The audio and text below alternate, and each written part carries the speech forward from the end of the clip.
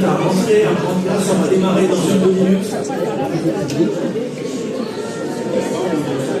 Cette fois-ci, je vous invite définitivement à vous installer confortablement. Je vous accueille pour cette troisième session de la journée dans notre formidable séminaire Discerner.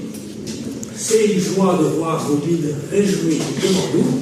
Et en passant, je salue aussi tous ceux qui nous suivent sur la chaîne YouTube.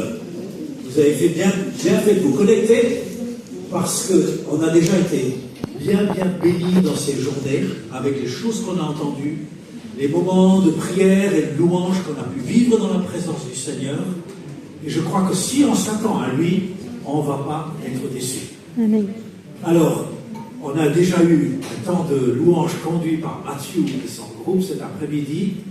Il y a une douceur, quelque chose de très particulier qui se dégage dans sa manière de conduire avec l'équipe. Et j'aimerais l'inviter à venir et on va prier ensemble pour remettre ce moment entre les mains de Dieu.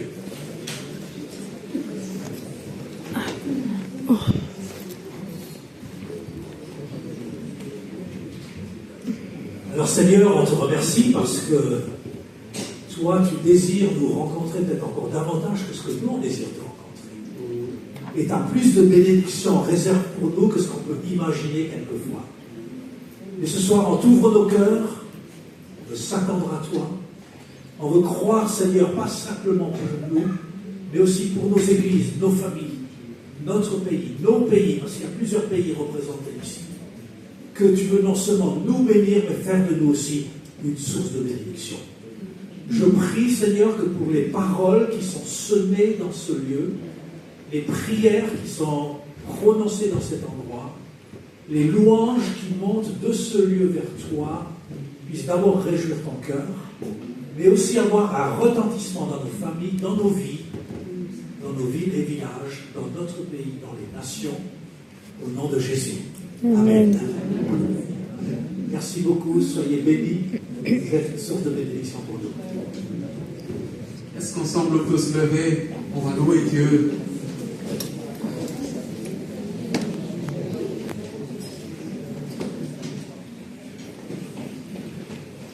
J'ai toujours été fasciné par ce moment où Moïse pose la question à Dieu dans l'Exode, lorsque Dieu lui apparaît dans un buisson. Il lui pose la question en disant, mais quand je parlerai à ce peuple, ce Dieu qui m'est apparu, c'est Dieu de nos pères, quel est son nom? Dieu lui dit, tu leur diras, je suis, m'est apparu. Ce qui est traduit, Yahweh, celui qui est, qui était, qui sera, ce qu'on appelle en français l'Éternel. C'est un rappel que Dieu, il est avec nous. Dans l'église primitive, lorsqu'il commençait, lorsqu'il se rassemblait, une des premières choses qui se disait, c'était que le Seigneur est là. Il est parmi nous. Parce que Jacob a eu ce moment glorieux, cet endroit qu'il a appelé Bethel, il a dit, sûrement, l'Éternel est ici. J'aime beaucoup comme il le dit, comme c'est traduit en anglais, surely the Lord is here. Et on va chanter ce chant intitulé Yahweh. Et j'aimerais nous encourager à chanter, croyant que Dieu est ici.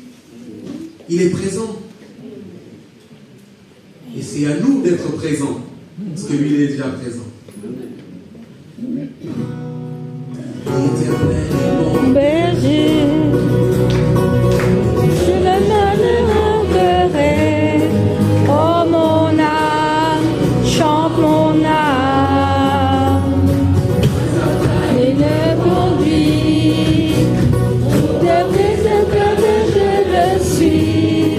Oh mon âme, chante mon âme.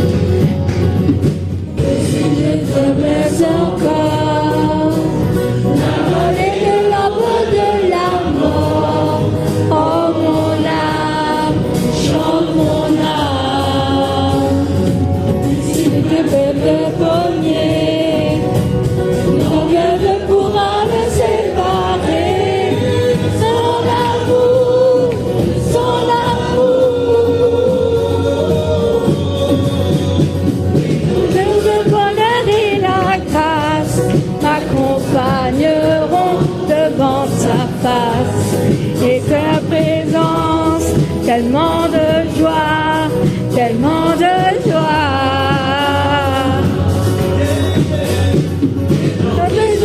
Autour de moi, car de la maison, je lèverai, je me sentant, je reviendrai, je reviendrai. Yahweh, Yahweh, je vais briller sur moi ton soleil. Yahweh, Yahweh, ta lumière chasse au bas des ténèbres. Yahweh, Yahweh, ta parole éclaire mon sentier. Yahweh, Yahweh, Yahweh.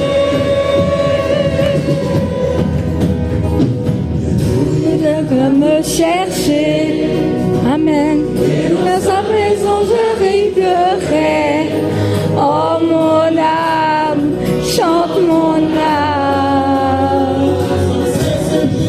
Au retour, la maison de son amour. Tous les jours, tous les jours. Le bonheur et la grâce m'accompagneront devant sa grâce. Et sa présence, tellement de joie, tellement de joie. Et ta présence auprès de moi, ça me donnera, tu le craindras. Que dans longtemps, je me viendrai, je reviendrai.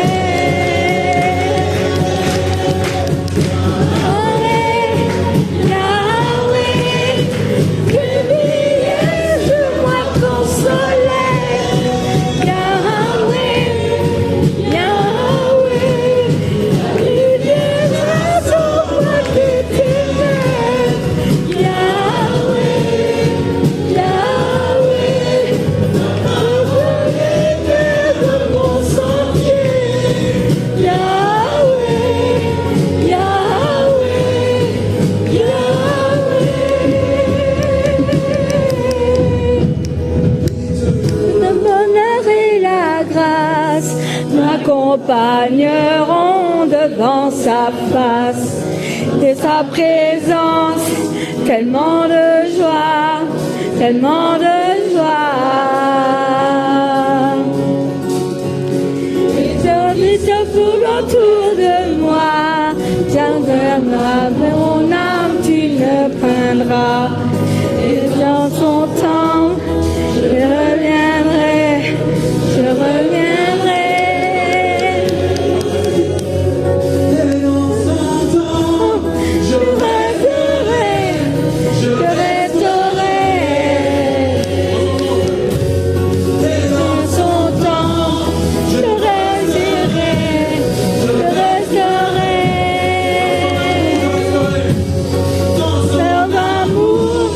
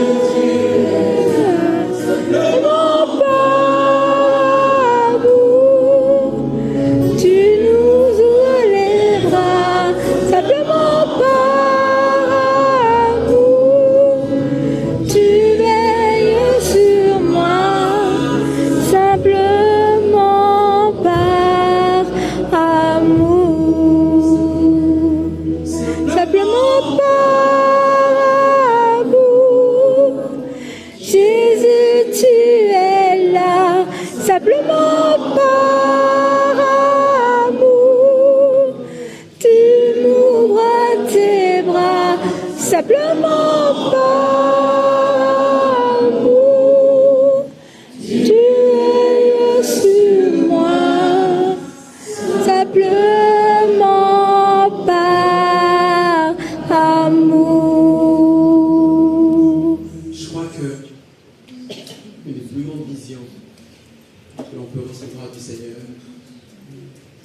c'est la vision de notre Seigneur, non seulement crucifié, mais ressuscité. Et quand il est ressuscité, il n'a pas effacé les traces de ses clous. Lorsqu'il apparaît aux disciples, il dit, voici mes plaies. Parce que tu sais à quel point il t'aime. Et j'aime beaucoup Paul qui dit, j'aimerais connaître le Christ dans la communion de ses souffrances. Et je pense que ce moment, c'est un moment précieux, nous pouvons l'adorer le Seigneur. On va chanter ce chant qui dit, quand j'ai vu tes mains. Et aujourd'hui, j'ai l'impression que l'on a encore besoin de recevoir la révélation de notre Seigneur. Ce Seigneur qui est monté à la croix, comme cet agneau. Parce que Jean le voit, il dit, voici l'agneau de Dieu qui ôte le péché du monde. Lorsque je suis arrivé en Suisse, alors que j'étais en Afrique du Sud, je n'avais pas beaucoup de répertoire en français. Lorsque j'ai entendu ce chant pendant le groupe des jeunes, ça m'a suffi. J'ai pleuré Quand comme j'ai vu tes mains, j'ai pleuré comme une masse. Moi. guérir tant des malades. Lorsque j'avais 16 ans, j'ai eu un problème de santé, un bon deuil, puis il y avait quelque chose qui avait gonflé sous mes dents. Et lorsqu'on faisait les scans, ils ne savaient pas, ils n'ont pas pu détecter ce que c'était. Il fallait d'abord enlever la dent. Et lorsqu'on a dit ça, j'étais avec mon père à l'hôpital. Le médecin m'a donné ce rapport, j'allais le dire à mon père. La seule chose que je retiens, c'est que mon père m'a dit, rentrons à la maison. Il ne m'a pas appelé pour imposer la main. Mon père, c'est un pasteur. Je crois qu'il est allé prier dans le lieu secret. C'était la dernière fois que j'avais ça. Cette histoire est disparue de mon corps.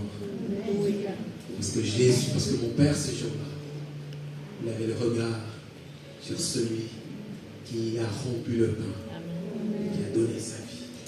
Alors, j'aimerais nous inviter à chanter la révélation de ce Jésus qui a versé son sang pour nous.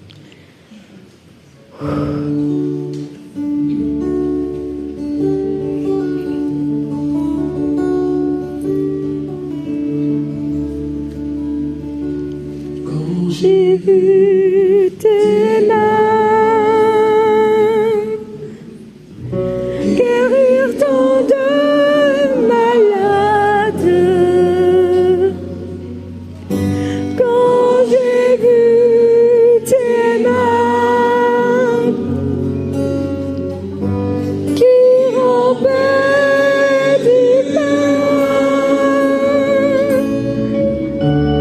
pour nourrir tout autour de toi, des milliers d'hommes, Seigneur, en retour, reçois mon amour. Seigneur, En retour, reçois mon amour. J'ai vu tes pieds saignés de partout. Quand j'ai vu tes pieds percés par le clou,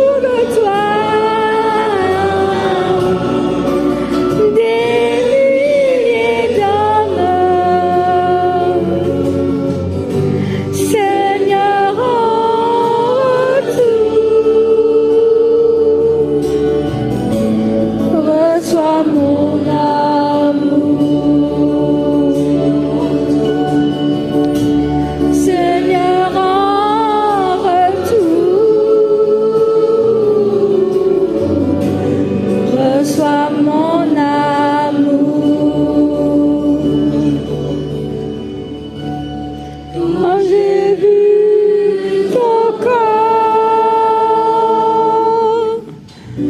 tout meurtri de coups, quand j'ai vu ton corps, vivant malgré tout,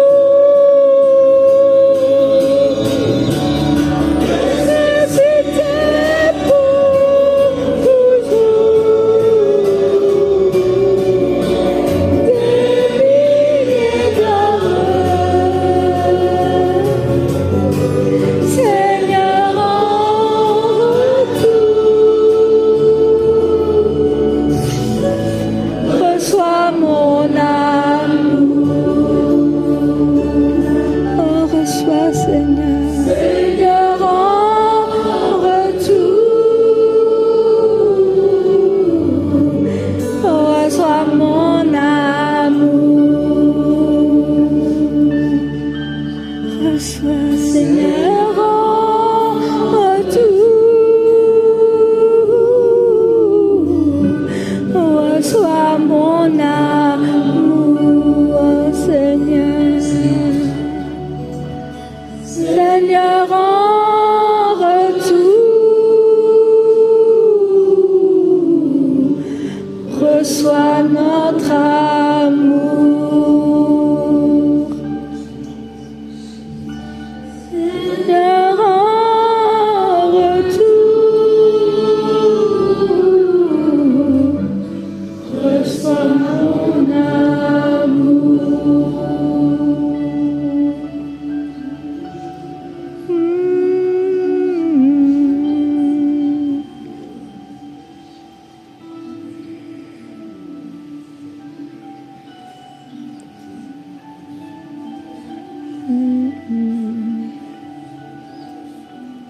Oui, Seigneur, tu sais que je t'aime.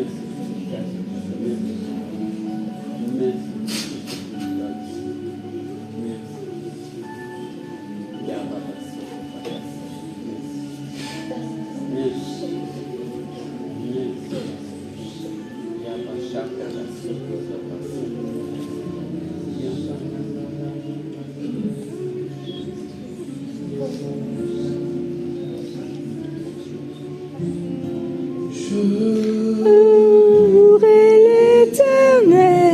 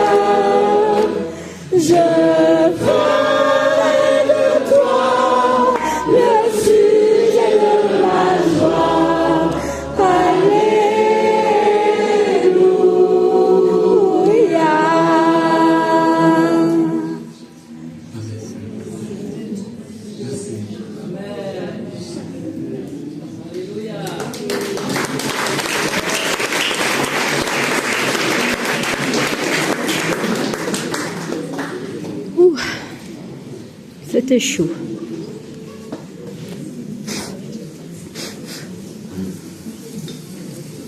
Alors, quelques petites annonces. La première annonce, c'est qu'on va faire une offrande. Ça devient habituel dans nos rencontres, parce que c'est comme ça qu'on finance le séminaire. C'est toujours un gros défi, surtout parce qu'on a pas mal de techniques, parce qu'on aimerait que ces messages soient bien enregistrés, bien filmés, et que c'est transmis très loin. Vous savez qu'on a des échos de gens qui nous regardent aux quatre coins de la francophonie. Donc, on peut bénir ces gens. Ces gens ne sont pas là parmi nous pour mettre dans l'offrande. Mais nous, on peut bénir en investissant dans ce séminaire. On s'invite juste à prier avant de sortir vos porte-monnaie.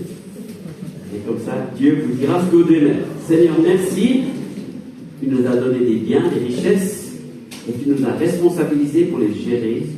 Merci parce que toi, tu as été généreux avec nous et tu nous permets aussi d'être généreux, de partager ce que nous avons reçu pour ton royaume. Seigneur, montre-nous si nous devons participer. Qu'est-ce que nous pouvons mettre et donner pour ce projet? Amen. Amen. Les paniers vont circuler. Soyez libres de mettre ce que vous avez reçu. Pendant ce temps, je vous présente certains livres. Donc, nous avons plusieurs choses qui sont ici. Un excellent livre, Rejet ou compliment, comment les gérer. On n'aime pas être rejeté, mais si on nous complimente trop, c'est pas bien non plus. Donc, on est au milieu du balancier, il faut trouver l'équilibre pour arriver à gérer ce que les gens nous disent, en fait. Très bon livre. Il y a toute une série qui s'appelle Nature et caractère de Dieu. Guy Zeller va en écrire 30, il y en a déjà 9 qui sont écrits. Et celui-là est très intéressant, tous même. La justice de Dieu, il y a la grâce de Dieu, il y a l'amour de Dieu, la colère de Dieu. Regardez, s'il y a un thème qui vous interpelle, eh bien, achetez-le pour comprendre vraiment ce que Dieu pense. C'est tout, les versets bibliques, vraiment une étude très profonde de ce qu'il y a dans la Bible sur ces thèmes. Sans limite dans la volonté de Dieu, Loren Cunningham, fondateur de Jeunesse en Mission, c'est son dernier livre avant son décès. Il raconte plein d'histoires extraordinaires, beaucoup de témoignages, comment il a obéi à Dieu, comment il a fait ce que Dieu lui disait. Vous connaissez sans doute l'histoire, la série des héros de la foi. C'est toujours bien de voir que Dieu a utilisé des gens dans l'histoire. Si on est là, c'est parce qu'il y a eu des gens avant nous qui ont payé le prix, qui ont fait des choses extraordinaires. Et de lire l'histoire de leur vie, on se dit, c'est quand même pas toujours si rose, si facile. Il y a des combats, il y a des luttes, il y a des doutes. Mais c'est intéressant parce que ça nous rejoint finalement. On a aussi ça, on passe aussi par des luttes, des combats, des doutes, des choses qui ne vont pas comme on voudrait, mais finalement, à la fin de leur vie, on voit un travail merveilleux que Dieu a accompli. Eric Liddell, un champion olympique qui est devenu missionnaire en Chine. William Carey, très connu dans le milieu anglophone, il a été un des pionniers de l'Inde moderne. Il a travaillé au chemin de fer, il a travaillé dans la traduction de la Bible. Il a fait des choses incroyables dans ce pays. Et là aussi, son histoire de vie était très intéressante. Un excellent livre de Rick Joyner, Se préparer pour les temps qui viennent, s'appelle Délivrer du mal. Comment faire face aux temps qui viennent. Il a déjà été écrit un certain nombre d'années, mais c'est très actuel. Ça nous aide à faire face aussi à ce monde. Et vous avez aussi des livres de la Schleifer avec Andreas Keller. Vous avez la lettre de nouvelles en français, vous pouvez vous inscrire et la prendre. Et il y a aussi David Bouillon qui écrit des livres qui nous les présentera, donc je laisserai faire. Je vous annonce encore un tabernacle de louange à la maison d'adoration à Morija. C'est le 6 décembre, pendant 12 heures non-stop de la louange et de la prière pour la Suisse, pour la nation. D'ailleurs, vous pouvez venir à la maison d'adoration aussi s'il n'y a pas de tabernacle. Il y a des veilles de prière dans cette maison de prière et c'est un bel endroit pour se trouver ensemble dans l'unité devant Dieu. Alors vous êtes tous les bienvenus. Regardez le programme sur internet sous maisondadoration.ch. Voilà, demain, je vous annonce le culte. Venez tous aussi avec l'église de l'Escale ici et l'église aussi Connexion et puis tous les autres chrétiens qui sont là de passage. Venez nous rejoindre. L'après-midi, un temps aussi de message, enseignement et prière avec l'idée du jeûne fédéral. On va aussi aller prier dans la ville. Et demain soir, une dernière rencontre pour finir. Voilà. Merci pour vos dons, pour vos offrandes. Je présente nos 3 rapports du soir. Voilà, c'est une joie d'avoir à nouveau ami, pasteur réformé, docteur, professeur de théologie, David Bouillon, qui n'est plus un inconnu ici au séminaire Discerner, puisque c'est déjà la 3e édition qu'il fait avec nous. Et on l'écoute avec passion, avec joie, avec bonheur. On a appris à se connaître aussi parce qu'on chemine ensemble dans un petit groupe qui est relié à Saint-Loup, qui s'appelle Gesher, le pont en hébreu, et on propose avec lui des journées formation sur nos racines juives dans la parole. Et jusqu'à présent, on s'est régalé de la voir. Et je suis sûr que ce soir, vous allez aussi vous régaler.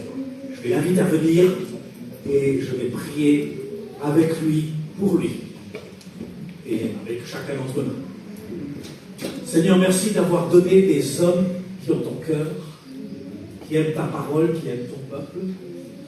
Merci pour l'histoire personnelle aussi qu'il a avec toi et sa famille. Merci pour son héritage. Et je prie ce soir simplement qu'il puisse avoir une parole libre et qu'au-delà des notes qu'il a travaillées et préparées, ton esprit puisse simplement le conduire et le diriger. Au nom de Jésus. Amen. Amen. Voilà, c'est toujours un plaisir. Voilà, dès que j'étais petit, en fait, mon père était pasteur. Et puis dans l'église, on appelait ça un temple en Belgique, il y avait une chaire en hauteur avec un escalier pour monter. Puis, pareil qu'à 5 ans, quand le culte était fini, je montais, puis je jouais au pasteur. Puis il y en a qui disaient, il va être comme son père. Puis à l'adolescence, j'ai tout fait pour pas être comme mon père. Mais voilà, c'est pour ça que j'aime beaucoup l'histoire de Jonas, parce que je sais ce qu'il en coûte des fois de tourner le dos au Seigneur. Là aussi, si vous venez un jour à la HET Pro, dans la bibliothèque, j'ai tout un musée sur Jonas, très intéressant. Dans quelques mois aussi, on va sortir un cours en ligne sur Jonas. Donc, si vous voulez en savoir plus, inscrivez-vous. Mais voilà, Dieu m'a rattrapé, puis j'ai quand même accepté de devenir pasteur. Et une des manières dont Dieu s'est servi, c'est que j'étais dans une retraite de prière, ce que je fais depuis très longtemps, depuis l'adolescence. Et puis, dans cette rencontre de prière, il y avait une jeune femme catholique que je ne connaissais pas, qui ne me connaissait pas. Mais elle était venue parce qu'elle avait été invitée par des amis protestants en disant « Viens dans cette retraite, tu verras, là il y a des protestants qui prient, il y a des évangéliques aussi, comme catholiques. » Et voilà, elle venait, puis c'est vers 95, je venais de terminer mes études de théologie. Puis cette femme est venue vers moi à la fin d'un temps de prière, et elle m'a dit « Mais Dieu m'a donné une parole pour toi. » Alors moi j'ai grandi dans des milieux charismatiques, même si je suis réformé. Je n'ai pas été trop surpris, c'est le genre de choses qui se passent avec les chrétiens un petit peu habités du Saint-Esprit. Et elle est venue me voir en me disant, et moi je venais de terminer mes études en me disant je ne serai pas pasteur. Je fais 3 ans de théologie après avoir fait 4 années de philosophie. Et elle m'a dit j'ai le mot pasteur.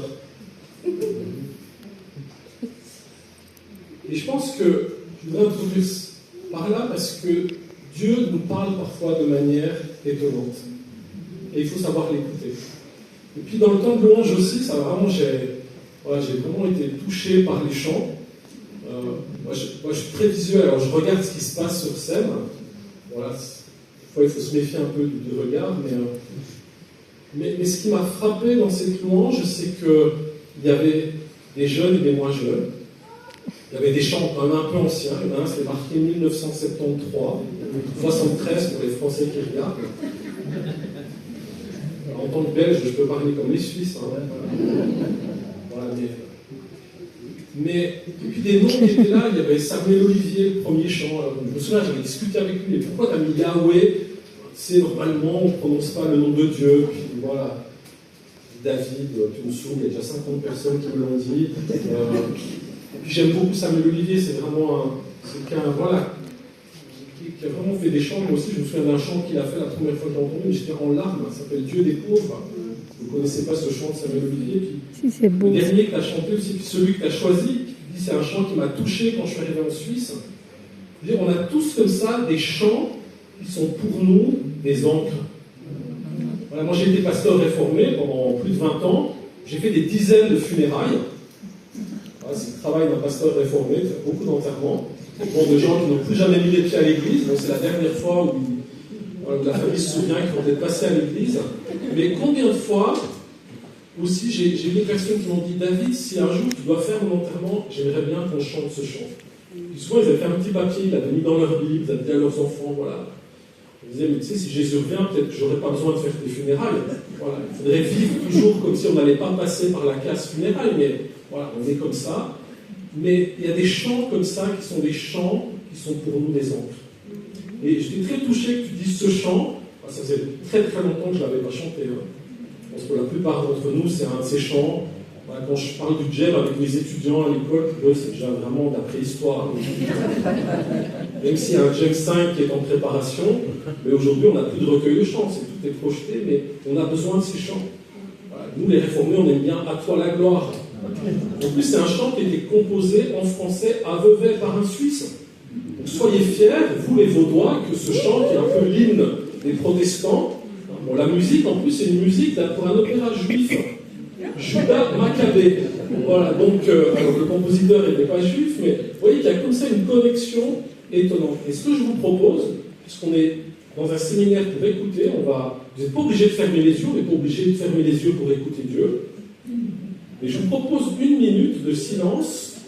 Vous prenez votre carnet, vous notez, ou votre téléphone, si vous n'avez pas de quoi noter, et vous demandez, Seigneur, c'est quoi un chant? Peut-être vous le savez déjà, un chant qui, pour moi, est un chant qui va demeurer pour moi, pour ma vie.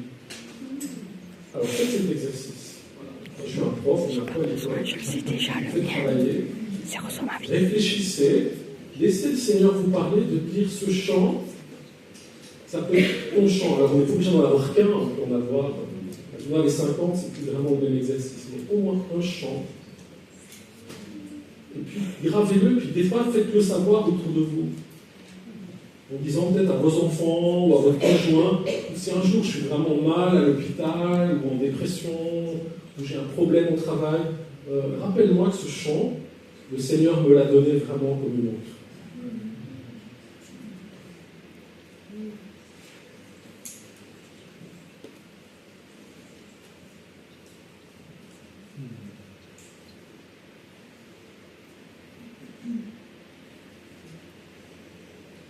Il y a une chose aussi, j'ai été très touché qu'on chante « Je louerai l'Éternel », parce que c'était composé par Claude Fraisse.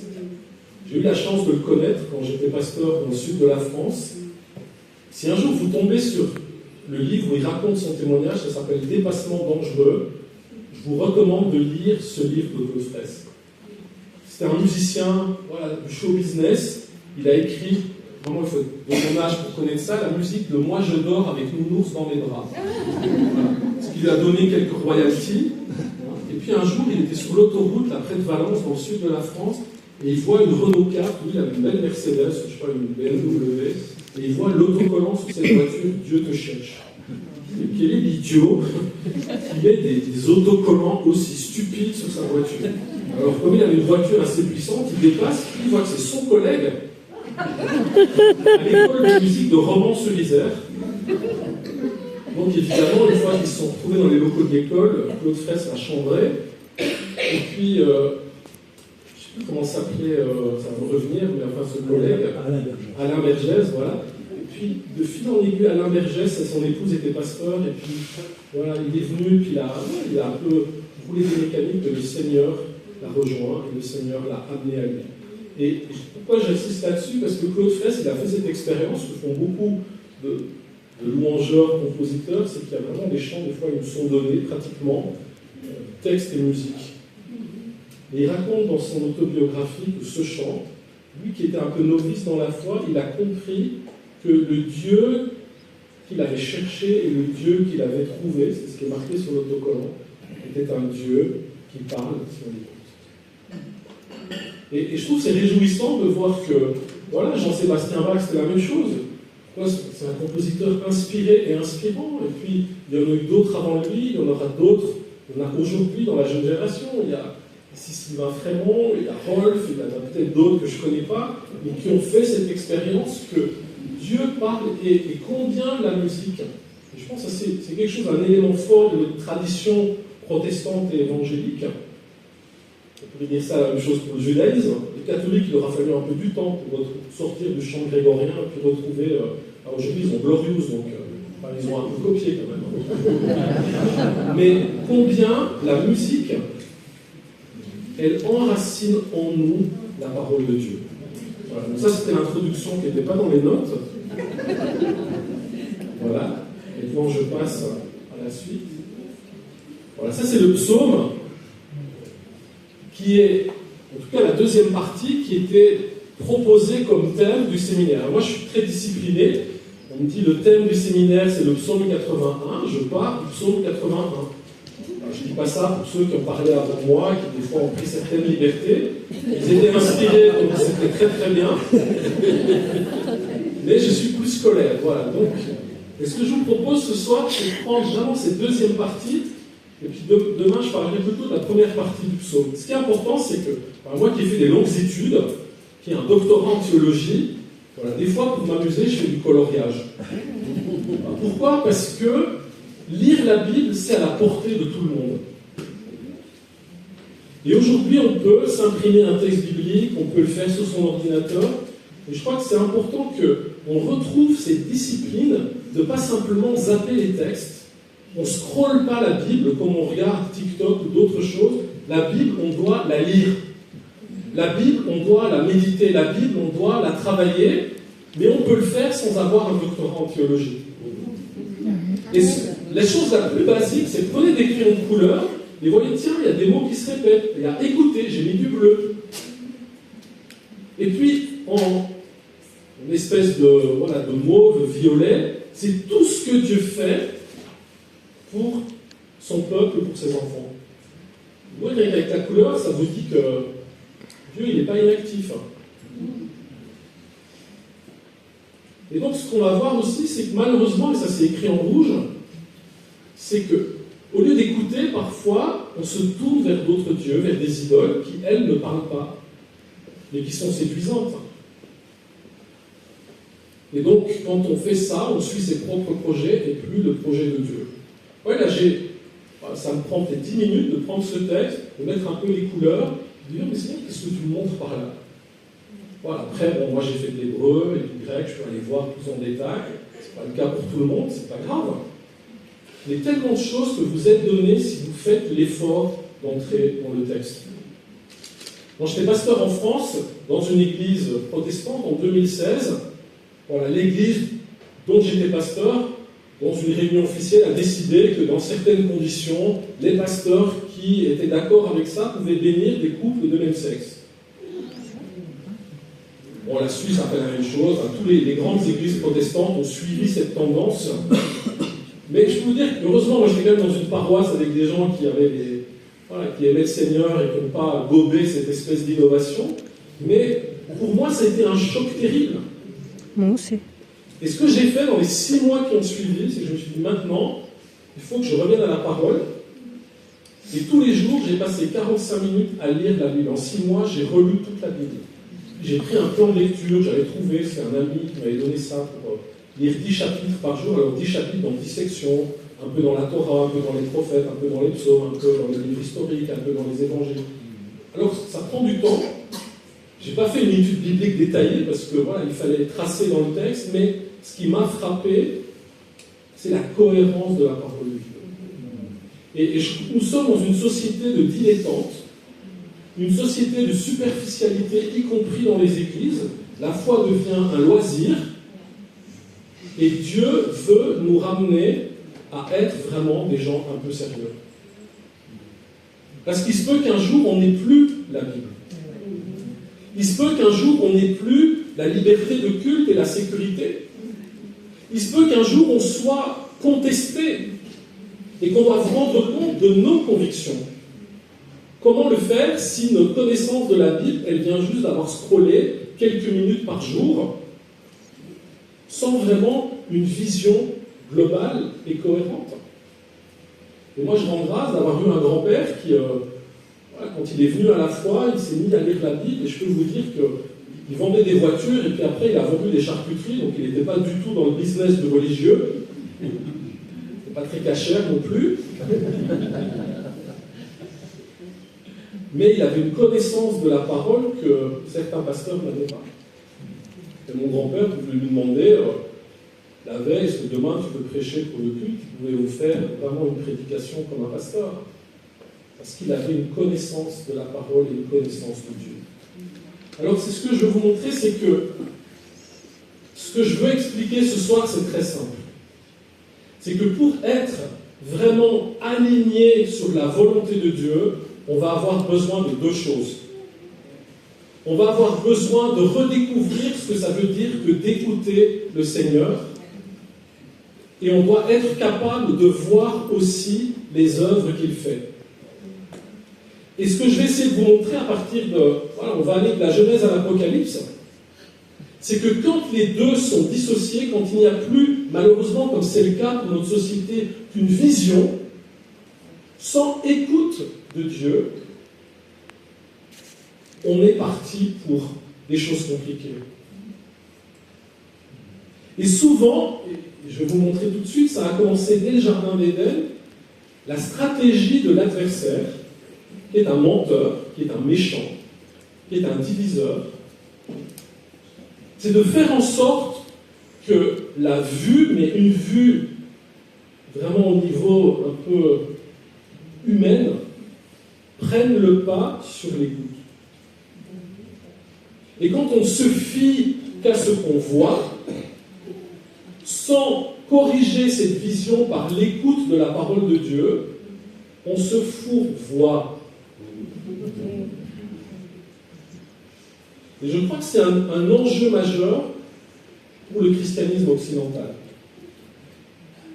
qui baigne dans une culture des apparences, des écrans, des images, mais sans profondeur et sans écoute.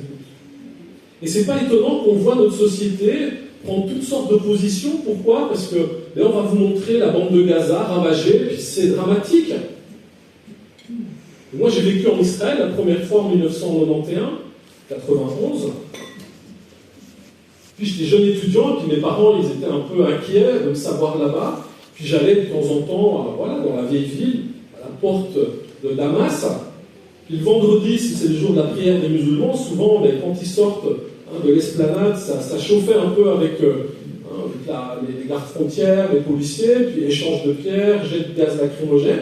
Et puis, si une caméra filme que ça, et que vous êtes en Belgique, ma maman regardait les actualités, elle se disait, mon fils, il est en pleine zone dramatique. Elle était prête à revenir me chercher, mais elle avait peur de l'avion. Mais si la caméra bougeait d'un quart de tour, vous étiez en train d'acheter des falafels ou de boire un thé dans les petites boutiques qui sont juste à côté, de l'autre côté de la rue. Et il n'y avait aucun souci. Donc, si nous ne nous fions qu'à ce que nous voyons ou qu'à ce qu'on nous montre, on peut totalement être embarqué dans toutes sortes d'errances et d'erreurs. Et on a besoin de ces... Alors je viens au texte fondamental, que le grand commandement que Dieu a donné à son peuple Israël, c'est Shema Israël, écoute Israël. Et j'aime bien ce texte pour montrer que l'écoute, c'est pas qu'un truc de l'Ancien Testament, c'est aussi quelque chose que Dieu demande aux disciples de Yeshua. Matthieu, voici une voix se fit entendre, c'est au moment où il y a la transfiguration de Jésus. Celui-ci est mon fils bien-aimé en qui j'ai mis toute mon affection, écoutez-le. On voit bien cette importance de l'écoute. Nous, Européens, et en particulier francophones, le grand slogan qui nous mobilise depuis l'époque des Lumières, c'est un mot latin qui se dit cogito. Voilà, c'est Descartes, vous avez entendu parler de Descartes, René Descartes, voilà, un bon catholique, mathématicien, philosophe, qui a eu dans sa réflexion, s'est dit finalement, on peut douter de tout. Il était un peu adepte du scepticisme, c'était une tendance dans la pensée de l'époque de douter un peu de tout. Et donc il s'est dit, mais de quoi ne puis-je pas douter?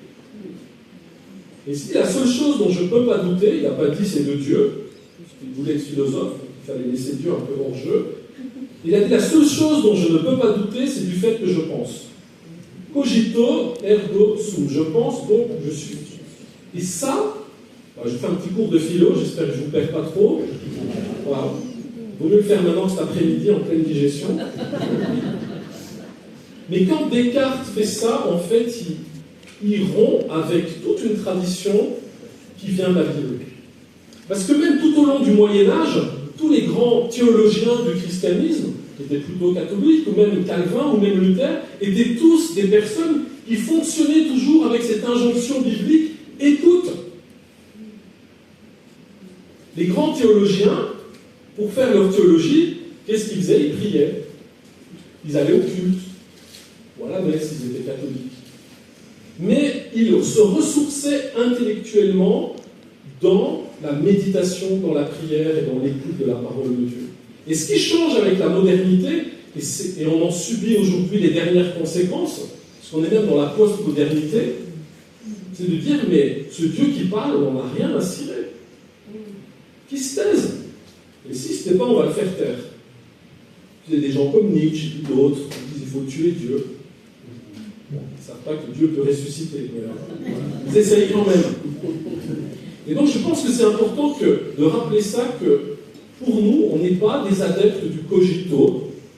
Même quand on fait des études, nous sommes des hommes et des femmes qui, comme Israël, qui, comme Jésus, qui, comme les apôtres, qui, comme l'Église, fondent sa vie sur un Dieu qui parle et sur un Dieu qu'on écoute. Alors pourquoi ça ne marche pas? Parce que dès le jardin,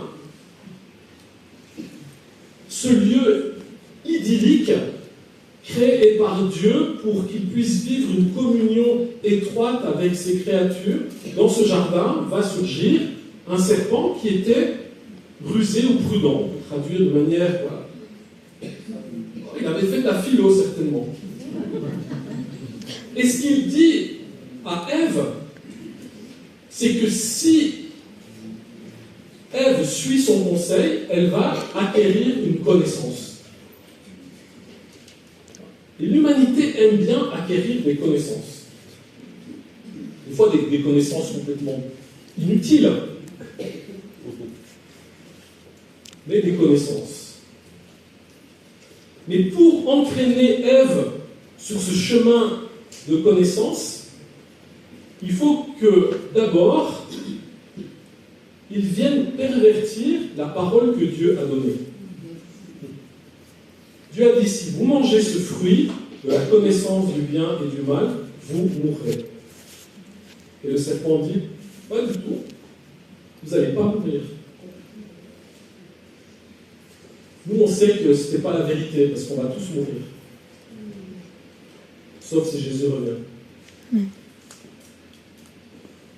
Et donc, ce qu'on va voir, c'est qu'il dit aussi, quand vous mangerez, vos yeux s'ouvriront. Ça, c'est le début d'une connaissance du monde qui, au lieu de mettre en priorité l'écoute de Dieu, met en priorité ce que nos yeux voient.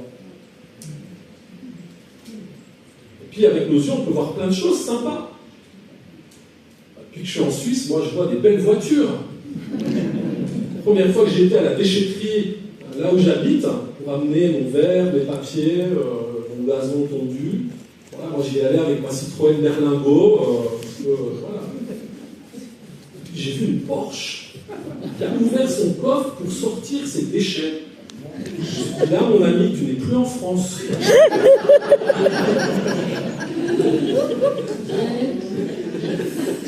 Puis vous passez devant la vitrine de Lederach, et vous voyez les chocolats, et en plus, le patron c'est un évangélique, donc on va aller acheter chez lui.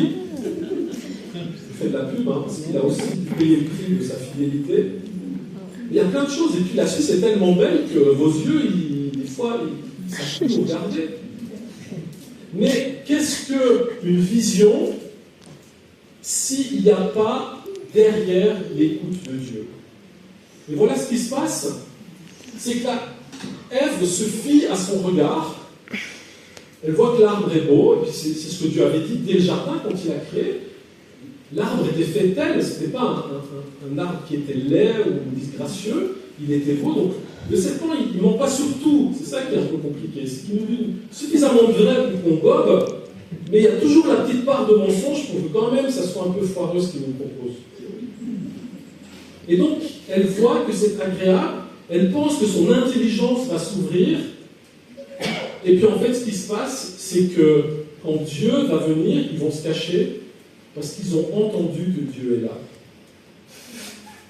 Et donc, ce qui se passe dans le jardin, c'est que pour la première fois, et pour le malheur de l'humanité, l'écoute de Dieu, qui aurait dû être le fondement de notre vie, devient complètement dissociée. Pourquoi? Parce que l'humanité fonctionne à la vue. Petite digression, c'est pas dans les notes, mais quand David a vu Bethsabée sur sa terrasse, il a fonctionné à la vue et à la libido, et on sait les conséquences. S'il avait juste dit « Ok Seigneur, je veux t'écouter, qu'est-ce que tu penses de cette situation ?»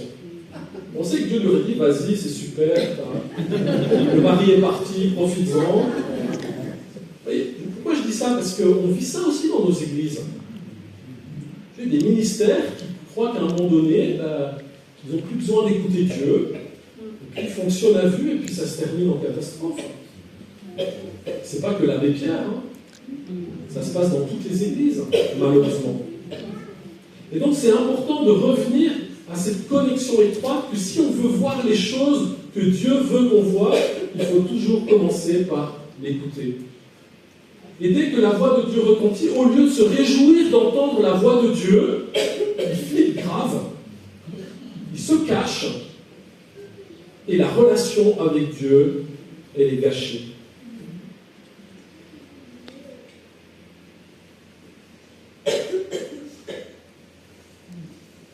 Et comme ils ne sont plus dans cette communion du jardin, ils doivent s'en aller.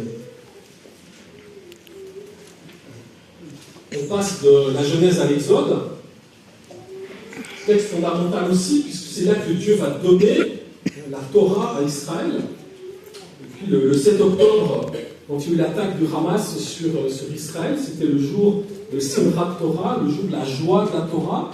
Et quand j'ai habité Jérusalem, c'est magnifique de voir cette joie que les communautés juives ont vis-à-vis de cette Torah. On danse, on va au Kotel, ce que nous on appelle le mur des lamentations, mais qui est un mot pas très heureux.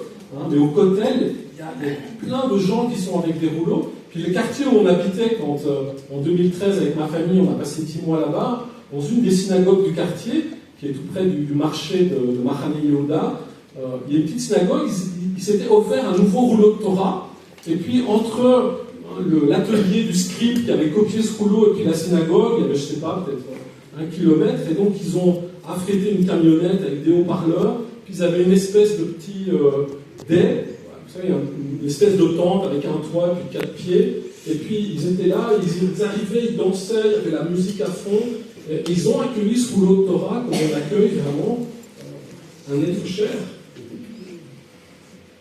Et un rouleau de Torah, c'est pas juste du parchemin écrit dans une jolie enveloppe, c'est vraiment quelque chose qu'on va respecter comme on respecte un être humain. On ne peut pas détruire un rouleau de Torah. On doit l'enterrer comme on enterrerait un être humain.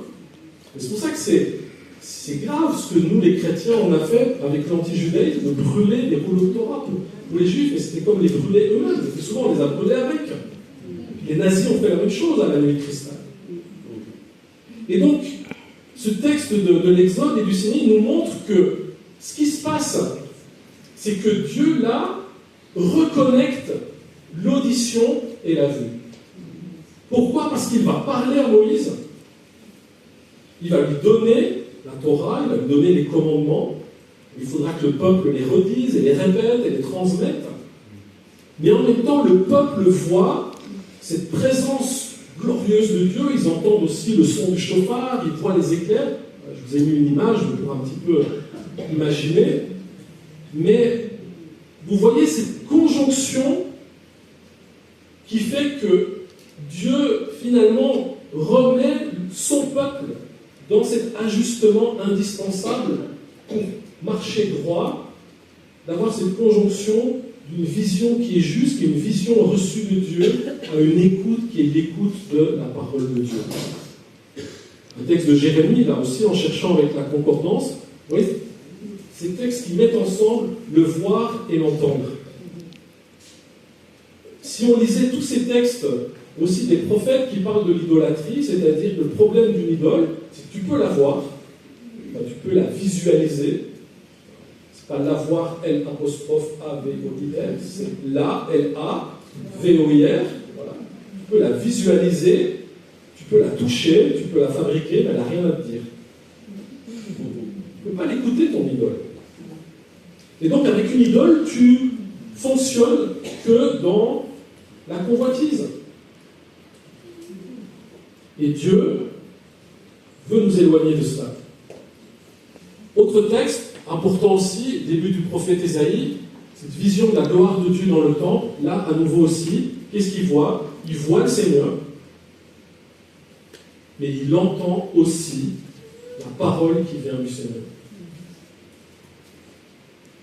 Et vous voyez cette importance, et je pense que pour nos églises aujourd'hui, on n'est pas tout le temps dans cette vraiment harmonie du voir et de l'entendre. Il y a des églises où on aime bien le voir. Tout ce qui est un peu bling-bling. Depuis en plus le Covid, et que maintenant beaucoup d'églises diffusent sur Internet, moi je tourne dans pas mal d'églises ici en Suisse romande, et puis beaucoup d'églises sont des bons clients d'IKEA, parce que toutes les scènes sont décorées avec des jolies lumières, avec du visuel. Pourquoi? C'est clair que quand on filme, il vaut mieux avoir un fond un peu sympa qu'une espèce d'estrade un peu dépouillée, nulle. Mais on est dans la culture de l'image. On veut du bling-bling. J'ai réfléchi ce matin, est-ce que je mets un costume et une cravate en tant que pasteur réformé? Je me dis, il fera sans doute chaud, donc j'avais compris que c'était l'Oasis, mais puis c'est l'Escale en fait, donc je me suis dit, je mets l'Oasis. Des fois, je ne suis pas encore au clair.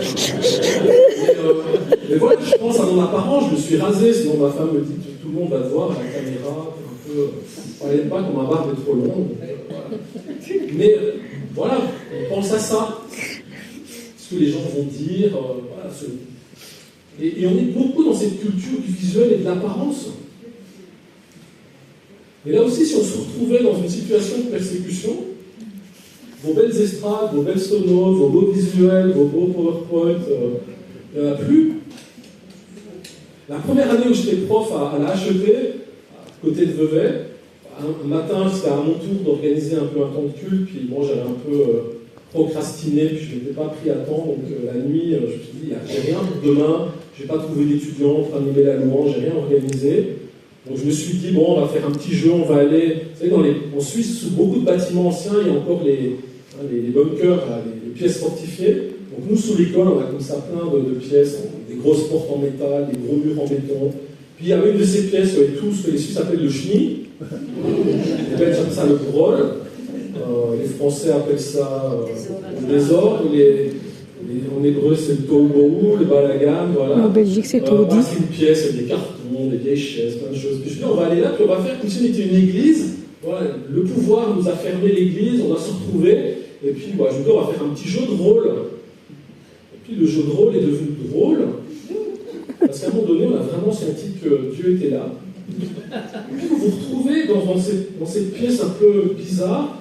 Et vous dites, mais comment est-ce qu'on va vivre un culte sans toute notre petite sécurité? Puis quelqu'un a dit, moi je connais un chant par cœur, on va chanter. Puis un autre a dit, moi je connais un psaume par cœur, et puis on l'a écouté, puis on l'a dit avec lui. Puis quelqu'un a dit, moi j'ai un témoignage. Et je peux vous dire que les 50 minutes, elles sont passées, on était au ciel. Parce que Dieu, voilà, on s'est mis à son écoute, et puis on ne s'est plus occupé du paraître.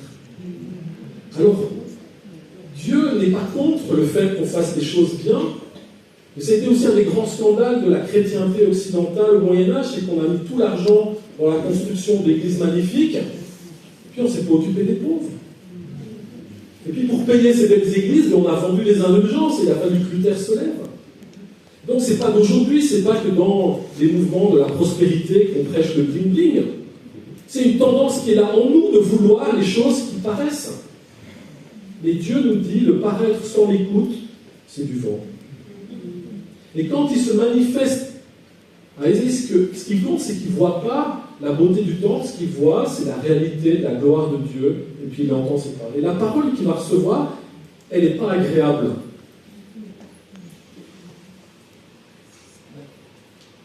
Ce matin, Tony voulait parler du jugement, puis il s'est dit, j'ai un peu rétro-pédalé, parce que je me suis dit que peut-être les Suisses n'étaient pas trop prêts à ça. Bon, moi, je ne suis pas suisse, donc je peux aller franchement. Voilà. J'ai la frite, j'y vais. Et Dieu nous juge. Il nous juge avec amour, mais Dieu nous juge. Donc, demain soir, ça va être... lundi soir, c'est le début de Rosh Hashanah. Et puis après, 10 jours après, ça va être Kippour. Ce que je sais de la fête de Kippour, j'ai jamais participé, c'est dans ma to-do list, on va aller une fois à la synagogue et vivre Kippour.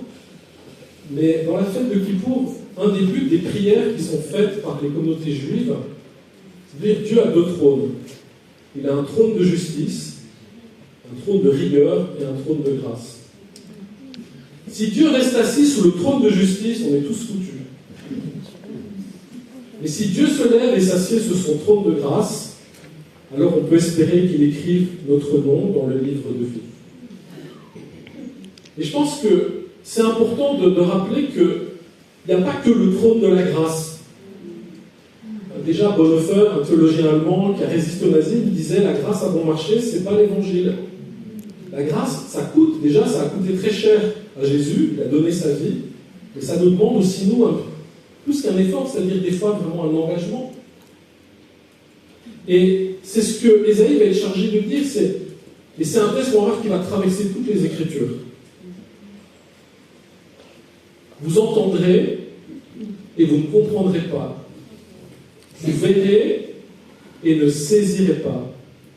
Rends insensible le cœur de ce peuple, endurcis ses oreilles, bouche-lui les yeux pour qu'il ne voie pas de ses yeux, n'entende pas de ses oreilles, ne comprenne pas de son cœur, ne se convertisse pas et ne soit point guéri. On peut se dire, heureusement, c'est dans l'Ancien Testament. Pour les Juifs, après tout, ils le méritent. Ils ont la de crède. Nous, les chrétiens, nous sommes tellement plus cool. Attendez un petit peu. Mais ce que vous voyez, c'est que cette parole n'est pas une malédiction.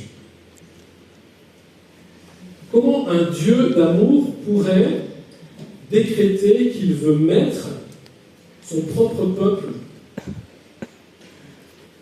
dans une espèce de situation insupportable? Simplement, ce que ce texte nous montre, c'est que finalement, il nomme ce que l'humanité vit depuis qu'elle a quitté le Jardin d'Éden, c'est-à-dire que non seulement elle n'entend pas, elle n'écoute pas, mais en plus, elle ne verra pas non plus. Et Dieu le dit aussi pour notre temps. Dieu le dit aussi pour nous. Vous vous croyez malin? Vous vous croyez capable de discerner? Vous venez même à des conférences qui s'appellent discerner. Mais en fait, les amis, vous voyez que dalle et vous entendez rien du tout. Et ça, c'est votre état normal. Et si tu prends conscience que c'est ton état normal, même si c'est un état anormal, même s'il est normal, ça veut dire un état de péché, ça veut dire que tu as besoin d'un remède. Et c'est ça que Dieu dit à travers le prophète. C'est pas de venir maudire le peuple juif pour qu'ils en bavent jusqu'à la fin des temps. C'est de dire, en fait, vous, le peuple d'Israël, vous allez vivre ce que toute l'humanité vit aussi, c'est-à-dire que par elle-même, l'humanité n'est pas capable de voir et d'entendre ce que Dieu voudrait qu'on voie et qu'on entende.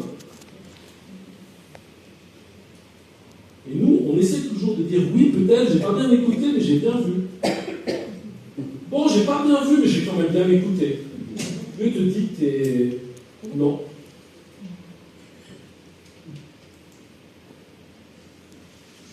Jésus raconte la parabole du semeur. Très importante parabole, c'est une grande parabole. Important, pourquoi? Parce que c'est une des rares que Jésus explique. Moi, j'ai appris ça dès l'âge de 6 ans, je pense. On faisait des petits bricolages, on collait des petites semences, des petits cailloux. Voilà, on a tous joué au semeur. Mais ce qui est important, c'est que Jésus, en racontant cette parabole, reprend le verset d'Ésaïe que nous venons de lire. Ça veut dire que le constat qu'Ésaïe faisait déjà pour son époque, Jésus le fait pour son époque. Vous direz, oui, mais Jésus il parlait aussi à des juifs. Ouais, mais quand même, les apôtres, ils ont rédigé les évangiles, et les évangiles, ils sont lus aujourd'hui par des non-juifs. C'est-à-dire que ça nous parle aussi. C'est-à-dire que nous aussi, s'il n'y avait pas quelque chose de l'initiative de Dieu, nous sommes, par principe, incapables de voir et d'entendre ce que Dieu voudrait qu'on voit et qu'on entende. Et ce n'est pas étonnant que le monde aujourd'hui soit dans la confusion. Nos hommes politiques sont dans la confusion. Nos dirigeants économiques sont dans la confusion. Moi, je ne connaissais pas grand-chose à la Suisse, mais quand j'ai appris que le Crédit Suisse faisait faillite, je me suis dit, oulala! En France, on peut l'expliquer. En Belgique aussi. Pas en Suisse. En Suisse, on maîtrise l'argent. Enfin, c'est plutôt l'argent qui vous maîtrise. Mais cette faillite du Crédit Suisse, c'est un signal de Dieu pour dire, vous avez beau être suisse, vous croire très malin avec tout ce qui touche l'argent et la banque, vous êtes pas plus compétent que n'importe quel être humain parce que vous n'écoutez pas Dieu et vous ne cherchez pas sa volonté. Et je crois que Jésus était très clair que plus on s'avance vers les temps de la fin, plus cet esprit de confusion va grandir. Pourquoi? Parce que l'adversaire, le menteur, c'est du pain béni pour lui, la confusion. Et la bêtise des humains, c'est de croire que dans un climat de confusion, ils ont tout compris. Regardez ce qui se passe avec cette montée de l'antisémitisme dans nos pays. Tant de jeunes, moi j'ai une fille qui fait des études universitaires en sciences politiques. Elle est dans une école à Paris qui forme l'élite de la société française, Sciences Po Paris. Bon, ça nous coûte cher. C'est pour ça que je suis obligé de faire des conférences. Sylvain doit faire des offrandes parce que je lui ai mis un tarif. Non, Dieu pourvoit. C'est vraiment un truc. Dieu est fidèle. Là, c'est de la plaisanterie. Ce qui est intéressant, c'est que ma fille, elle s'est rendue compte que les camarades d'études qui sont là, en fait, ils connaissent rien. Déjà, ils ont une inculture religieuse. Le français moyen ne connaît rien à la Bible, à la tradition religieuse, il est incapable de savoir. Moi, j'aime beaucoup regarder un jeu télévisé qui s'appelle Les 12 coups de midi. Ah oui. Je me suis inscrit, j'espère un jour, avec le premier pasteur sur le plateau. Je le regarderai. Si l'animateur du jeu m'entend, s'il regarde cette vidéo... Jean-Luc Reichmann, toi tu regarderas. Il le verra. Vous voyez, quand vous regardez Questions pour un champion, dès qu'il y a des questions sur la Bible, enfin le français moyen, il ne sait pas répondre. Je ne sais pas si Moïse c'est avant ou après Jésus. Et là, vous êtes à Sciences Po Paris, donc il y a des étudiants qui vont gouverner la France dans quelques années, qui ne savent pas la différence entre un rabbin, un prêtre, un imam. Voilà, ils ne savent pas vous citer les 5 piliers de l'islam, les 10 commandements, s'il y a 2 évangiles ou 3. Voilà, on est dans une culture d'ignorance. Et donc, on est vraiment des proies faciles pour la confusion. Et c'est ce qui est choquant dans toutes ces universités où tous ces jeunes ont mis des drapeaux palestiniens. Vous leur posez 3 questions sur l'histoire du conflit, ils ne savent pas. Mais ils défendent les droits de l'homme, ça c'est magnifique. Pendant ce temps-là, il y a des millions de gens qui meurent au Congo, personne ne se bouge. La femme travaille dans l'humanitaire, la famine au Soudan, c'est bien pire que ce qui se passe à Gaza, pour autant qu'il y ait une famine à Gaza. Donc on est vraiment dans cette culture de confusion, et Jésus le rappelle. Pourquoi? Parce que, comme le Seigneur, il sème sa parole, mais la parole ne tombe pas dans la bonne terre, parce que, voilà, Jésus dit, il y a les oiseaux qui viennent, il y a les soucis du monde, il y a les ronces qui poussent, et puis il faut que la parole tombe dans la bonne terre. C'est quoi une bonne terre? C'est quelqu'un qui écoute la parole de Dieu. Le psaume 1 le dit, quel est celui qui porte du fruit? C'est celui qui médite, qui rumine la Torah, et qui est là comme un arbre planté près d'un courant d'eau qui donne son fruit en sa saison. Les autres, c'est de la paille. Et le vent les balaye. Et donc Jésus simplement est en train de nous dire ce que Ésaïe avait déjà dit à ses contemporains et ce que nous entendons. Si vous restez simplement dans votre état normal d'être humain, gangréné par le péché, par la bêtise, vous ne pouvez ni entendre la parole de Dieu, ni voir ce que Dieu veut que vous voyez. Mais il y a une bonne nouvelle. C'est pour ça que c'est dans l'Évangile. Heureux sont vos yeux parce qu'ils voient, et vos oreilles parce qu'elles entendent. Je vous le dis en vérité, beaucoup de prophètes et de justes ont désiré voir ce que vous voyez, ne l'ont pas vu, entendre ce que vous entendez et ne l'ont pas entendu. Si nous voulons vivre avec une audition et une vision harmonisée, il nous faut Yeshua HaMashiach, Jésus le Messie. C'est lui qui vient nous sortir de cet état où nous sommes pour nous permettre vraiment de voir ce que Dieu veut que nous voyions et d'entendre ce que Dieu a à nous dire.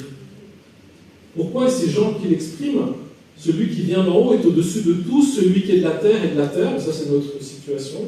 Nous sommes des terre à terre, des adamites, des gens, des bouseux, qui sont traduisés comme chourakites.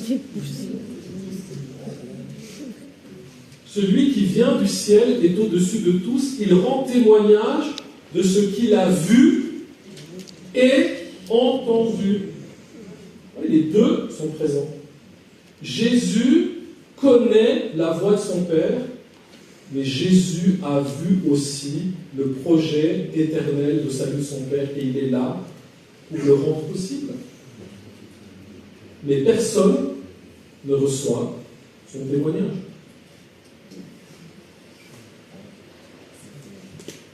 Que nous dit Paul? Avance, on doit aller jusqu'à l'Apocalypse. 5 minutes, 10 minutes 7 4 15 Je raconte plus de blagues, comme ça on va directement à l'essentiel. Début de la lettre aux Romains, texte fondamental, qui plusieurs fois dans l'histoire de l'Église a été vraiment un texte qui a remis l'Église vraiment dans le droit chemin. Il disait Saint Augustin, c'est comme ça qu'il est venu à la foi en lisant la lettre aux Romains. Martin Luther aussi, au début de la Réforme. Karl Barth, grand théologien suisse, qui vraiment, après la Première Guerre mondiale, a vraiment, en écrivant un commentaire sur les Romains, bousculé un petit peu toute une théologie qui partait dans des séductions philosophiques et vraiment de recentrer sur la parole de Dieu. Que dit ce texte? La colère de Dieu se révèle du ciel contre toute impiété, toute injustice des hommes qui retiennent injustement la vérité captive. Car ce qu'on peut connaître de Dieu est manifeste pour eux. Dieu le leur ayant fait connaître, en effet, les perfections invisibles de Dieu, sa puissance éternelle, sa divinité se voient comme à l'œil depuis la création du monde. Quand on les considère dans ses ouvrages, ils sont donc inexcusables. Puisqu'ayant connu Dieu, ils ne l'ont pas glorifié comme Dieu, ne lui ont pas rendu grâce, mais ils se sont égarés dans leurs pensées, et leur cœur sans intelligence a été plongé dans les ténèbres. Moi, une des grandes choses que j'ai découvert en vivant en Suisse, j'ai la chance de vivre sur la Riviera, au-dessus de Vevey, tous les matins, la vue sur le lac, les dents du Midi, d'autres montagnes, la dent de Jamant, le Rocher de Nez, j'apprends un petit peu à les connaître. C'est incroyable. Parce que ce soit tôt le matin ou tard le soir, les couleurs changent, il y a des levées de soleil, des couchers de soleil, même quand c'est nuageux, même quand il y a de la brume, c'est beau. Et quand vous voyez ça tous les jours, je prends un café, ça aide, mais même sans café, on vous dit, la création de Dieu est merveilleuse. Et je crois que c'est une grâce pour la Suisse. Tout à l'heure, on priait en disant la Suisse, c'est un peu une île au milieu d'une grande Europe qui part dans tous les sens. Voilà, c'est un pays sur qui Dieu a mis sa faveur. Ça ne veut pas dire que vous êtes parfait. Je n'ai pas encore trouvé de défaut, mais enfin, je sais que vous n'êtes pas parfait. Si, l'attachement à l'argent, ça je l'ai déjà dit. Ça, mais la beauté est un témoignage. Je ne sais pas si ça vous frappe que la mode du tatouage aujourd'hui, moi, des fois, il faut que je me retienne, ma femme me donne des coups de coude, parce que des fois, j'essaie de voir comme ce que les gens ont tatoué sur leur corps, et puis je suis curieux, j'ai bien des fois envie de les apostropher en disant, mais pourquoi tu as mis cette espèce de serpent, ou de dragon, tête de mort? Mais, je veux dire, on est dans une culture de la laideur. Les défilés de mode, l'Eurovision, sauf Israël, et encore, ça dépend des années. Enfin, il y a quand même des pays qui sont champions pour vous mettre le truc le plus invraisemblable. Et tout le monde s'extasie. Quel courage, quelle audace, quelle créativité. C'est juste dégueulasse. C'est moche. Le texte nous dit pourquoi? Parce que si on on écoutait Dieu, on ne s'autoriserait pas ce genre de choses. Ça ne veut pas dire qu'il faudrait venir avec des couettes et puis les jupes, voilà, on n'est pas non plus voilà, dans plein de manières d'être beau et créatif, mais on voit que nous sommes dans une culture de laideur et dans une culture de mort, pas comme Paul le dit, parce que l'humanité s'est fourvoyée, elle se croit sage. Écoutez, le président Macron, c'est mon président, j'ai voté pour lui, j'avais pas le choix. Il restait Marine Le Pen ou Emmanuel Macron. Donc, j'aurais pu mettre Jésus, j'ai hésité. Mais ma femme est une grande juive, donc je me disais quand même voter pour Marine Le Pen, dans ma famille, ça aurait été quand même pas acceptable. Donc j'ai voté pour M. Macron, à contre-cœur. Ce qui est aussi une des grandes failles de nos démocraties, c'est qu'aujourd'hui on ne vote pas pour des gens avec lesquels on est d'accord, mais on vote contre ceux qui ne nous plaisent pas. Donc c'est pas de la démocratie. Je dis ça pourquoi? Parce que M. Macron se croit très sage. Surtout sur le Moyen-Orient. Mais il dit beaucoup de bêtises. Pourquoi? Non pas qu'il ne soit pas intelligent. Parce qu'on ne peut pas arriver là où il en est s'il était vraiment un idiot. Bah, quoique, on peut en politique réussir en étant bête. Hein. Il y a des exemples. Mais il n'écoute pas la parole de Dieu. Et quand on n'écoute pas la parole de Dieu, on se plante.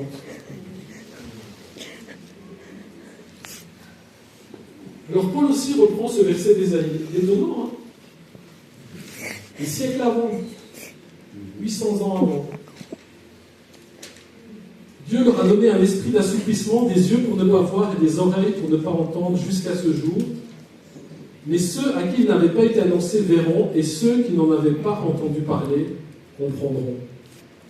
Là aussi, l'expérience que Paul a faite, lui qui a été aveuglé pendant 3 jours, après que Jésus se soit révélé à lui, c'est que maintenant, il sait comment entendre non seulement la voix de Dieu, mais la voix de son Seigneur Jésus.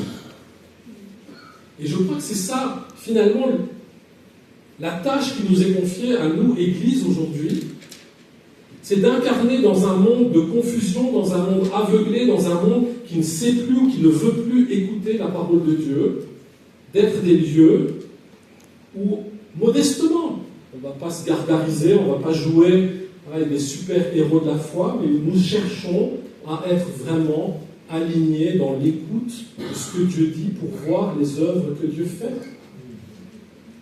J'ai un peu parlé avec Andreas, dont le papa était aussi un pasteur réformé comme mon papa. Et comme mon père aussi, il a vraiment découvert la puissance du Saint-Esprit. Et moi, j'ai cette chance d'avoir grandi avec le développement du renouveau charismatique. J'ai vu comment Dieu retourne la vie d'hommes et de femmes, comment Dieu ramène à son service des prêtres, des pasteurs qui étaient au bout du rouleau, qui n'y croyaient plus. J'ai vu des miracles, j'ai vu des guérisons, j'ai vu comment Dieu pourvoit financièrement. J'ai vu les œuvres de Dieu, pourquoi? Parce que des hommes et des femmes se sont mis à nouveau à son écoute par le Saint-Esprit. Et je peux vous dire que le drame des églises réformées, j'ai été pasteur en Belgique, en France, et je suis en Suisse, je peux vous dire que dans les 3 pays, c'est une église qui a du mal à écouter le Seigneur. Pourquoi? Parce que nous, on est quand même les meilleurs de la classe. Nos pasteurs, ils ont fait 5 années de théologie, on a des docteurs. Et le résultat, c'est quoi? C'est que dans les 3 pays, l'Église est en train de s'effondrer. Il n'y a plus d'argent, il n'y a plus de fidèles, beaucoup de pasteurs sont découragés, sont en burn-out, sont en dépression. Et puis, mystérieusement, il y a des îlots, comme dans Astérix, des petits villages où ça se passe bien, parce qu'ils ont la potion magique, ils ont la prière, ils ont la parole de Dieu, ils ont la confiance dans la puissance du nom de Jésus, dans l'action du Saint-Esprit. Et je pourrais vous citer en Belgique, en France, en Suisse, une communauté réformée où ça se passe très très bien. Pourquoi? Pour qu'on revienne à cette conjonction d'entendre ce que Dieu a à nous dire, et puis parce qu'on l'écoute, de voir ce qu'il nous donne de voir et de vivre. Et puis je termine avec l'Apocalypse. On va aller de la Genèse à l'Apocalypse, donc je tiens parole. Ce qui est merveilleux là aussi, c'est qu'on retrouve dans ce dernier livre de la Bible cette conjonction de l'écoute et de la vision.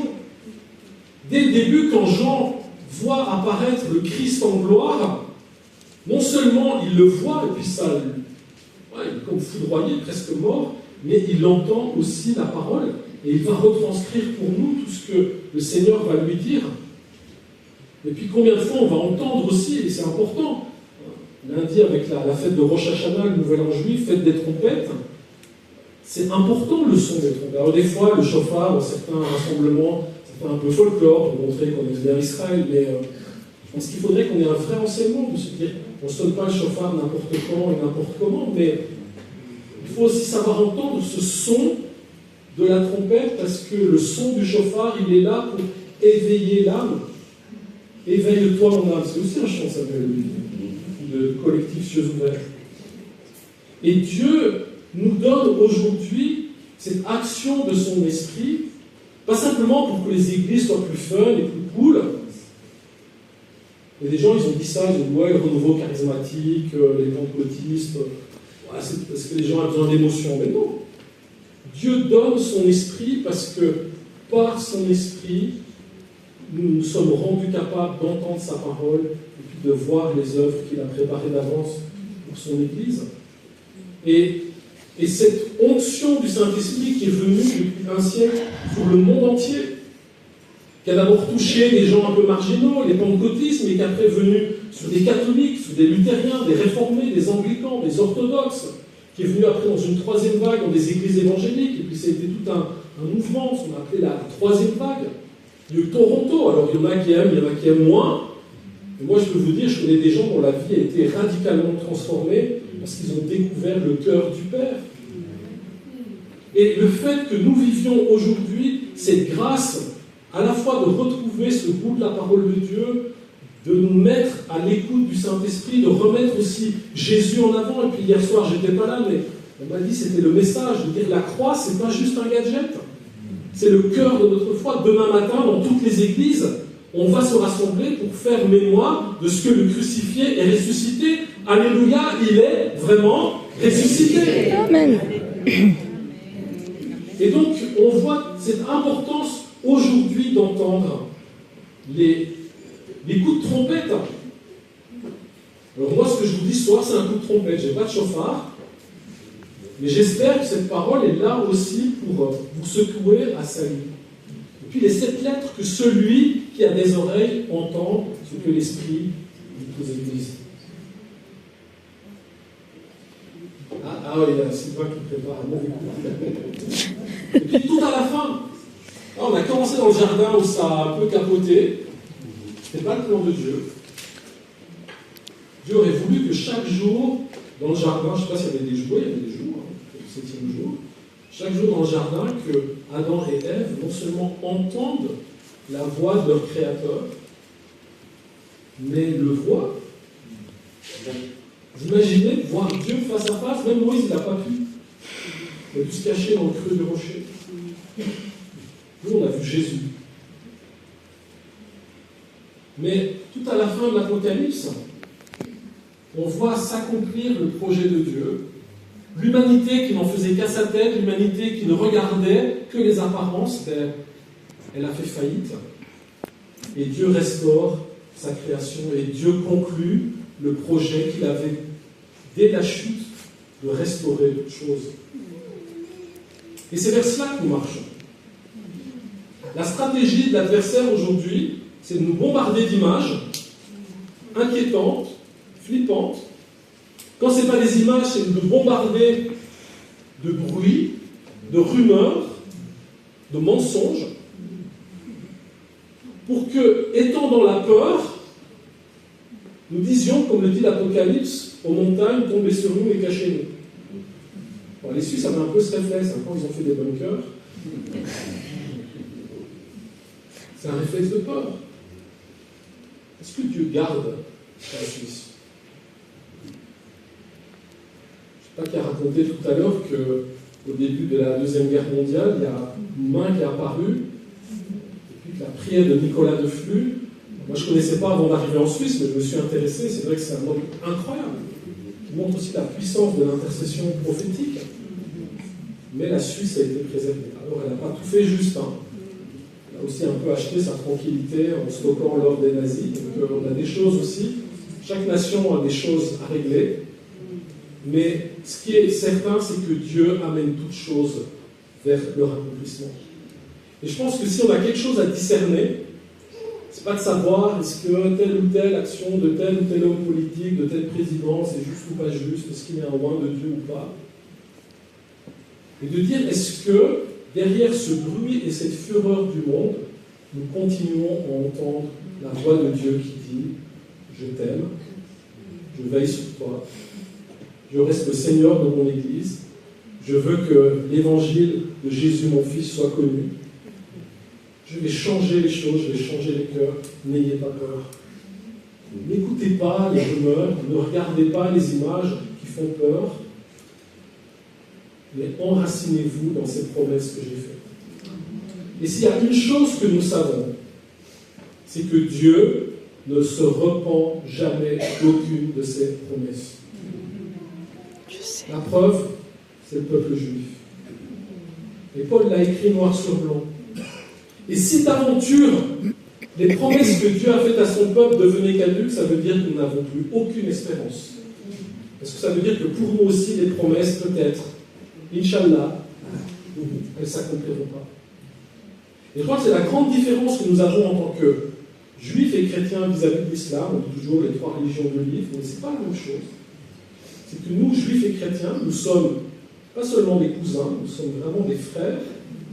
Nous avons été rapprochés, nous qui étions loin, les non-juifs, nous avons été rapprochés par Jésus, de ceux qui étaient juifs, mais nous sommes, eux et nous, juifs et non-juifs, les bénéficiaires de ces promesses d'un Dieu qui ne change pas d'avis en cours de route.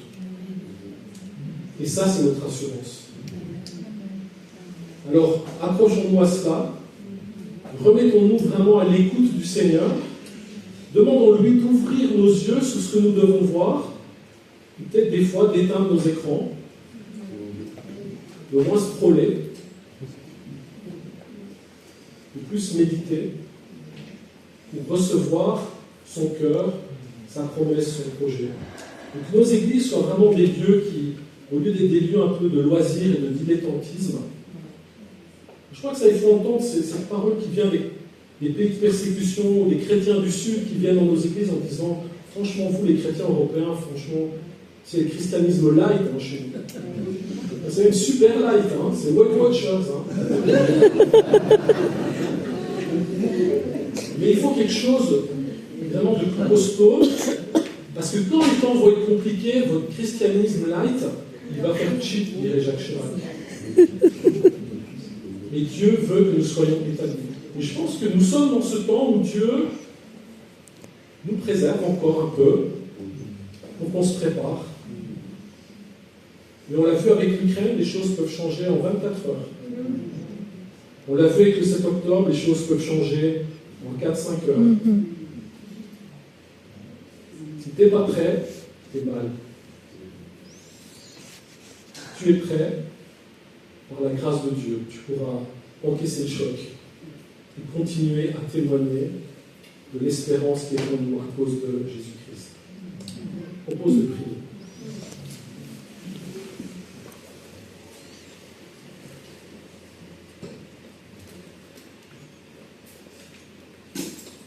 Seigneur, merci parce que tu es ce Dieu qui parle et nous pouvons t'écouter. Nous t'écoutons au travers de la Bible.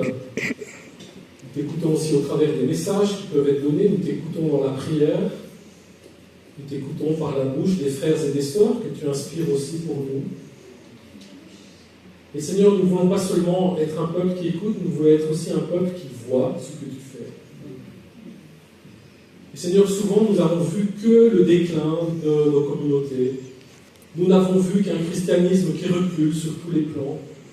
Nous avons vu toutes sortes de nouvelles spiritualités qui viennent envahir l'espace et puis on se dit, c'est comme ça. Et nous te demandons de pouvoir voir maintenant ce que moi j'ai vu dans les années 70 et 80, un vrai réveil, des gens qui se tournent vers toi, des églises qui se remplissent. Nous te demandons aussi de voir dans les milieux qui font notre société, l'éducation, l'économie, la politique, la culture, non pas des gens qui suivent l'esprit de mort et l'esprit de laideur, mais des gens qui te glorifient. Et Seigneur, aide-nous à sortir un peu de cette passivité. dans laquelle si facilement nous nous installons pour redevenir audacieux, comme l'étaient tes apôtres, comme l'ont été tous les saints, comme l'ont été Nicolas de Flue et tant d'autres, comme l'a été Lorraine Cunningham, comme... Seigneur, aide-nous à vivre ça. Moi, le premier, j'aime bien être dans ma bibliothèque tranquille, à préparer mes messages, en me disant j'ai fait ma part, j'ai touché le cœur des gens, puis après c'est eux qui iront dehors. Mais je te prie que demain, quand je sortirai dans la rue, ce qui n'est pas ma zone de confort, Seigneur, tu me donnes aussi de vivre cette glorieuse expérience de ce que tu as déjà préparé toutes choses dans les rencontres que nous allons vivre. Seigneur, je te prie de briser en nous cet esprit de timidité, cet esprit un peu suisse et vaudois, il ne faut surtout pas déranger. Seigneur, donne-nous de recevoir ton esprit à toi, qui n'est ni suisse, ni belge, ni français, ni quoi que ce soit, qui est un esprit de vie, un esprit de victoire, un esprit aussi pour le salut de ceux qui sont loin de toi et qui se perdent. Alors merci pour ce qui va être vécu demain. On te prie aussi pour tous ceux qui partout en Suisse vont jeûner et vont prier pour ce pays. Seigneur, qu'il y ait vraiment des percées. Je te prie aussi pour tous ces politiciens qui se sont emballés pour le soutien à la cause palestinienne. Seigneur, on te prie pour les Palestiniens qui sont un peuple qui ont besoin de toi. Mais Seigneur, on voit la confusion qu'il y a dans tout cela. Seigneur, on te prie pour que tu mettes de la clarté. On te prie aussi pour le peuple d'Israël qui va entrer dans les fêtes. Seigneur, que tu lui parles aussi. Il n'est pas meilleur qu'un autre peuple. Il a aussi besoin de t'écouter. Mais il voit aussi ce que tu fais. Et Seigneur, on te rend grâce parce que dans cette situation de terrorisme, de guerre, d'hostilité, Seigneur, malgré tout, tu as montré aussi ta fidélité. Alors continue de le faire, continue d'agir aussi dans notre monde et fais-le à travers nous. Nous te le demandons, Seigneur Jésus. Amen. Amen. J'ai juste une petite info, il ne faut pas que j'oublie.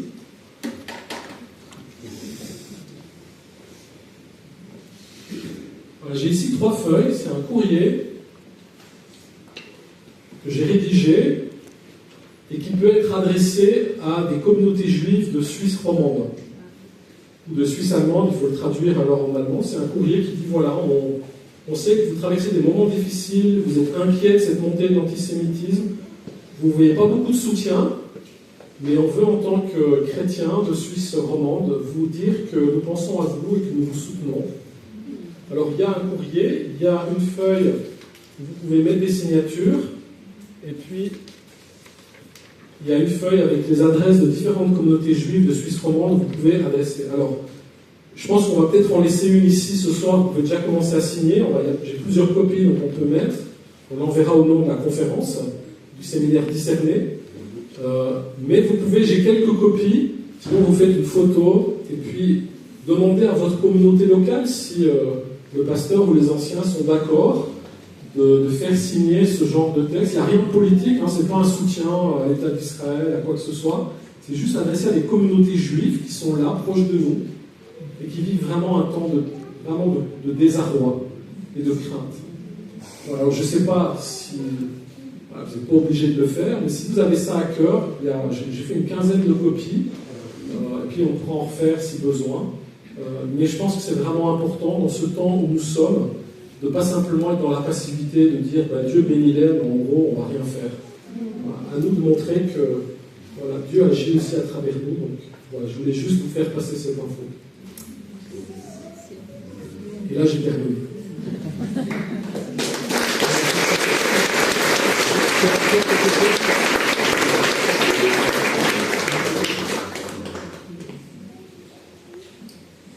Merci beaucoup, David. Quelque chose de profond qui m'a touché et remué nos cœurs. Juste une petite question. Après la prière d'hier soir, d'Andreas Keller, qui c'est qui a mieux dormi? Bon, c'est toujours bien de savoir. Quand on prie, quand on demande s'il y a des conséquences. Mais gloire à Dieu. Et on va terminer cette soirée, cette conférence de ce soir, simplement comme on l'a déjà vécu lors de l'intervention de Tony avec la sonnerie du chauffeur.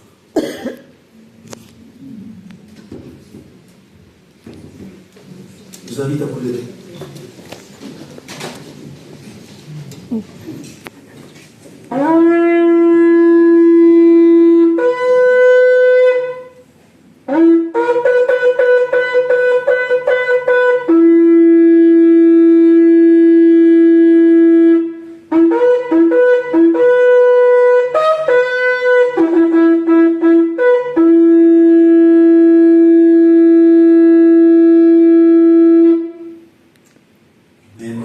Amen. Alors dans la paix du Seigneur.